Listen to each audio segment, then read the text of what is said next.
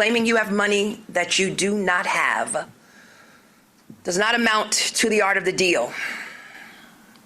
It's the art of the steal. New York Attorney General Letitia James announcing a $250 million civil suit alleging fraud by former President Donald Trump, 3 of his children, Donald Jr., Ivanka, and Eric, the Trump Organization, and 2 of its executives, including Alan Weisselberg.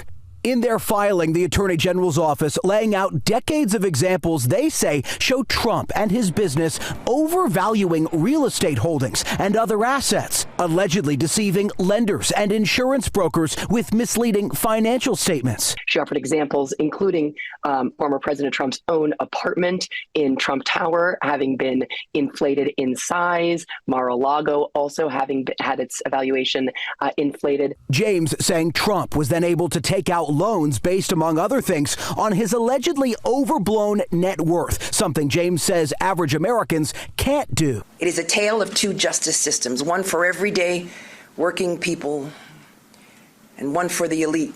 Trump denies any wrongdoing. His attorneys called the suit politically motivated and an abuse of authority. Donald Trump Jr. calling the investigation a witch hunt. The probe began in 2019 after longtime Trump attorney and fixer Michael Cohen testified before Congress about his time working for the former president's businesses. 3 years later, the New York Attorney General now asking a court for a $250 million judgment and to bar any of the Trumps from running a company in the state of New York. James saying no one, including a former president, is above the law.